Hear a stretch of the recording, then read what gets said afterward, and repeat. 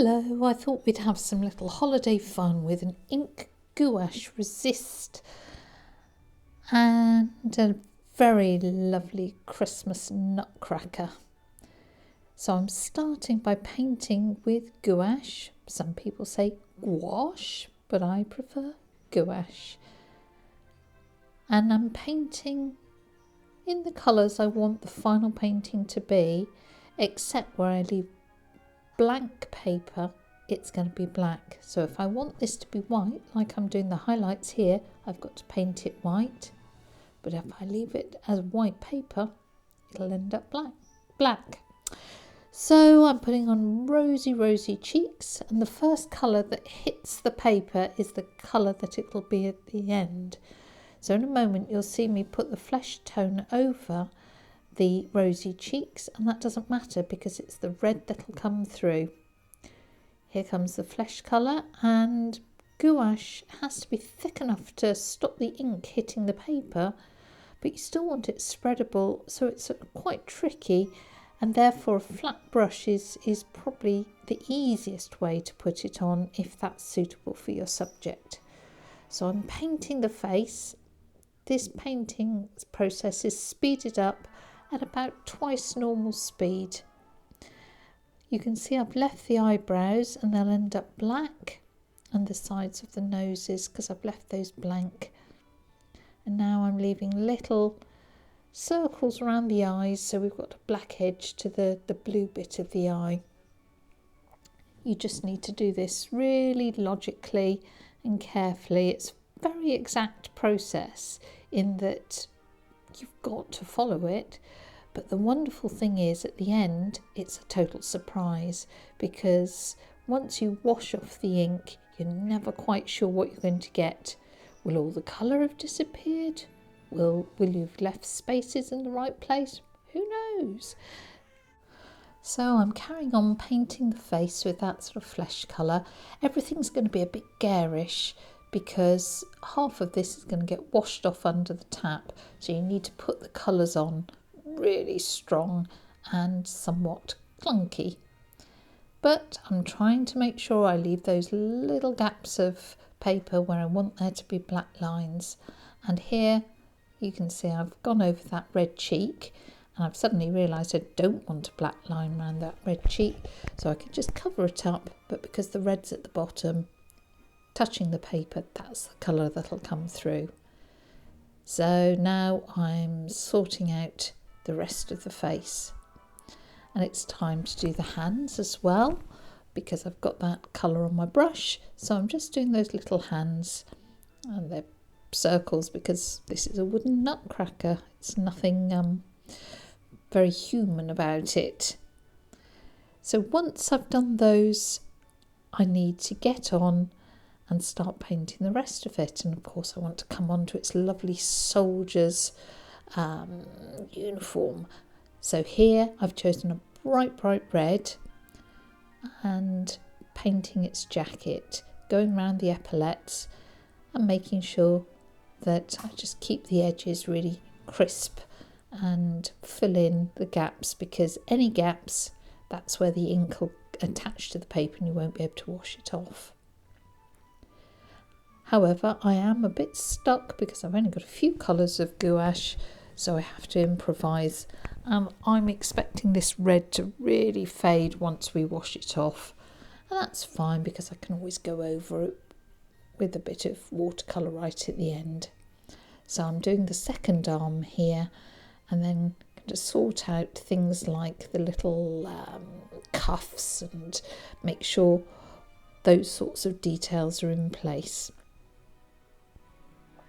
Once I've done the rest of the jacket, I can move on to the other details that will make a real difference. But at this point, I'm just very carefully making sure those cuffs go in.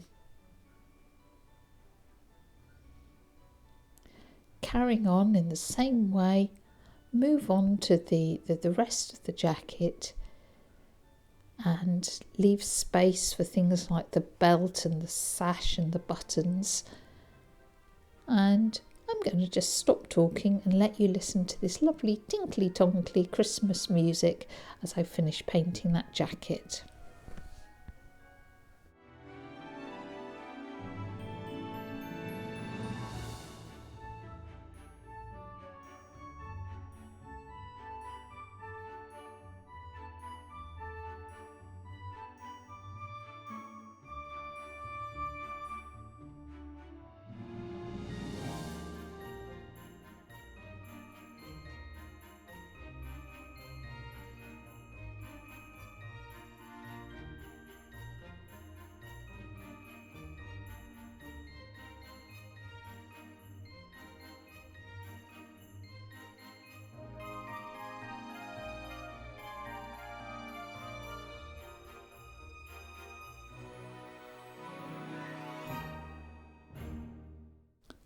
So I'm moving on to the gold, going to paint these epaulets and leaving space for the edges so that I get little black lines around them. It's not tricky, you've just got to be patient and make sure that you put it on thick enough so that it stops the ink hitting the paper, but not so thick that you can't get a decent line on it. Buttons, again, I want little black lines around them, so I'm leaving tiny edges of plain paper so that when we put the ink on top it'll sink in and won't get washed off. Basically, if the ink is on top of gouache it'll wash away, but if it's on top of in contact with the plain paper then it'll stay. I'm back to my flat brush here because I realise that that's going to be easiest to get nice sharp edges. And this process, because it's very design led, it's all about the edges and the design. So putting on a little bit of yellow over the top, and I'd have preferred a more golden colour, but say very limited colours in my gouache, and I know I can always amend them with watercolour right at the end if that's what I need to do. Now we can move on to doing the fun bits like its belt and the sash, and I'm using a Prussian blue here because I want the background to be a bit more turquoisey. So that's what I'm painting in, leaving little lines so I've got a little bit of detail in there. And the sash, I want to go under his lovely curly whirly beard. So just again, making sure I'm careful and working out where I want the colour to be and where I want the lines to be. So that little triangle at the top is nice, and I can use the edge of my brush just to define a bit of detail, so that's fine. Good, well we're progressing along nicely. I think it might be time for a bit more Christmas music.